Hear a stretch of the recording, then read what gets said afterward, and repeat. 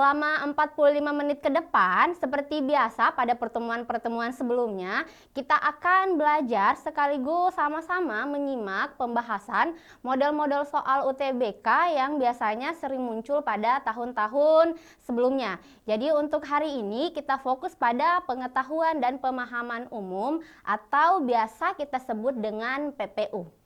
Sekarang kita masuk ke soal nomor 2. Apa yang ditanyakan dalam soal nomor 2? Yang merupakan contoh kalimat aktif. Jadi yang ditanyakan kalimat aktif, sedangkan tadi sebelumnya yang dapat dipasifkan ya. Oke. Jadi kita cek dari alfa sampai error. Opsi alfa, kebahagiaan itu telah dirampas adiknya di saat dia ulang tahun. Yang mana predikatnya opsi alfa? Jadi kita cari kata yang berimbuhan ya. Ini kan tidak, ini. Telah dirampas sebagai predikat. Intinya predikatnya dirampas. Oke. Ini sebagai subjek. Kemudian ada kata adik. Ini masuk apa? Objek atau pelengkap. Jadi kalau misalnya dapat dipasifkan, dapat diaktifkan karena ini kalimat pasif. Jadi opsi alfa ini masuk sebagai kalimat pasif. Kenapa? Karena predikatnya berimbuhan di. Jadi kita mau aktifkan. Adiknya telah merampas kebahagiaan itu, berarti boleh di sini objek. Di saat ulang tahun masuk keterangan.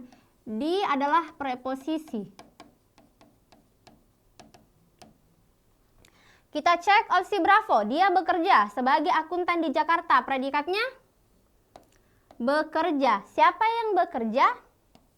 Oke, ada kata sebagai akuntan di Jakarta, ini masuk keterangan. Kenapa? Karena sebagai masuk juga preposisi. Oke, kemudian ini kalimat aktif ya. Kalimat aktif karena predikatnya berimbuhan ber. Opsi Charlie, bunga yang besar di dalam pot ditanam ibu. Predikatnya yang mana? Yang ini ya, ditanam. Kak, kenapa ini? Ini kan tidak bisa sebagai predikat. Besar ini tidak bisa sebagai predikat meskipun berupa kata dasar karena ada yang di depannya. Oke, jadi kalau misalnya ada ya, itu masuk dalam perluasan. Apa yang ditanam ibu? Bunga yang besar. Berarti ini subjeknya. Kemudian ini objek atau pelengkap. Ibu menanam bunga yang besar dalam pot. Berarti oke. Berarti ini kalimat pasif karena berimbuhan, predikatnya berimbuhan di. Sekarang kita cek opsi delta. Setelah kejadian itu, Roni langsung terjerembab ke sawah. Perhatikan karena di sini ada koma, kembali ke aturan tanda koma, anak kalimat mendahului induknya, makanya pakai tanda koma. Jadi ini anak kalimat, induknya pasti yang setelah koma.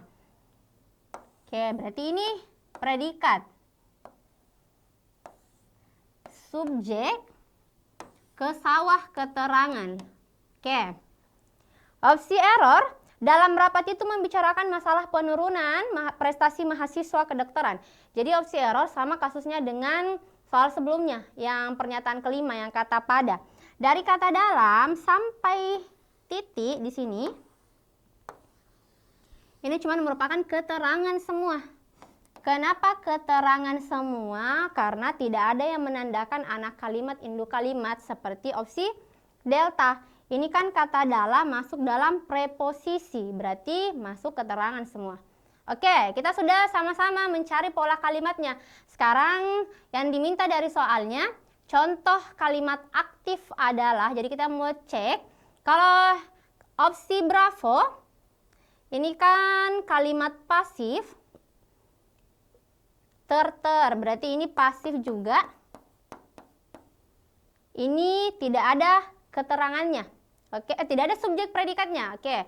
Jadi kalau misalnya opsi alfa memang bisa diaktif pasifkan, tapi kan yang diminta contoh kalimat aktif, bukan mau dipasifkan. Berarti alfa tidak bisa. Dia bekerja sebagai ini kalimat aktif ditanam pasif, berarti jawabannya dalam opsi alfa. Jadi bagaimana cara membedakan, Kak? Jadi cek saja dari predikatnya. Ini kakak tulis lagi, jadi kalau misalnya predikatnya berimbuhan me dan ber, ini aktif, di dan terpasif. Oke, makanya dapat jawabannya opsi alfa, yaitu kalimat aktif. aktif sesuai dengan soalnya.